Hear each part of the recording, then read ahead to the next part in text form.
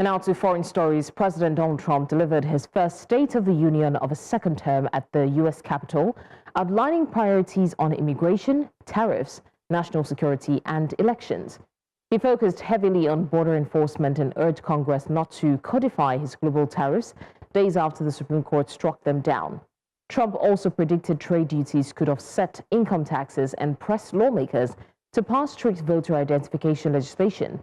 Several Democratic lawmakers staged protests during the speech, while Republicans applauded key moments. Trump also signaled readiness for possible action against Iran, while stating he prefers a negotiated deal. And then just 4 days ago, an unfortunate ruling from the United States Supreme Court. It just came down. It came down. Very unfortunate ruling. I'm asking you to approve the Save America Act. And now for more on this, I'm joined by our senior international correspondent and anchor, Afua Hagan. Afua, the president says the U.S. is entering a golden age. What is he trying to signal politically with that language? Things here. First of all, he's trying to remind people that things are better under him than they were under Joe Biden, comparing, this administration to the last. But the reality is that you can keep telling the American people that America's on the up, that things are better, that prices are cheaper, but they aren't necessarily seeing that reflected in their when they're at the pumps, when they're buying gas, when they're at the till at the supermarket, where they still feel that prices have gone up, but of course their wages haven't gone up.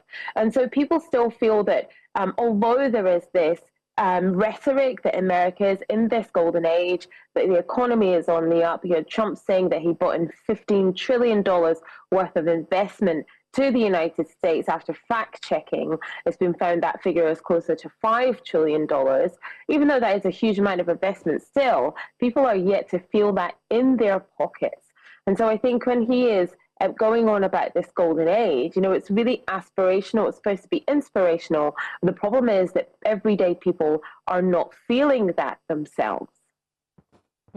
So he has again floated the idea of a third term. Is this political theater or is this something more strategic? I think it's actually a combination of both. Now, for him to be able to run for this third term, that means that he would have to change the law in some way to enable him to be the president again. At the moment, you can only serve 2 consecutive terms. And so it's very strategic here. It's kind of underlining a few things. It underlines his strength, or it tries to underline his strength, tries to underline his popularity. It's him implying that he is so popular and has done so well that America could do with him for a third term. Like I said, you would have to change a law to be able to do that. And so I think people should read into it that, number one, he expects the Republican Party to pick him again to run, even though, like I said, that is not possible at the moment. And also, he expects that if he was allowed to run again, if the law changed that he could do that, again, that he would win. So this is about his popularity and his strength. So it's something that people can take semi-seriously at the moment. But like I said, you need legislation in place for him to be able to do that.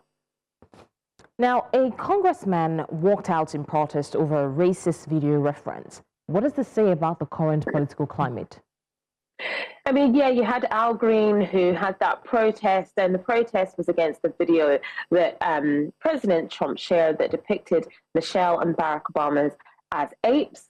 Al Green, a Democratic representative, did a silent protest, held up a sign near Trump. He was basically asked to leave by Secret Service agents. The political temperature in America is very high. America's very, very polarized at the moment. And I think that tells us how deep those divisions run between Democrats and Republicans. And also, how divisive a figure Trump remains to be. All right, News Central's senior international correspondent and anchor, Afua Hagan, thank you for bringing us the update on that.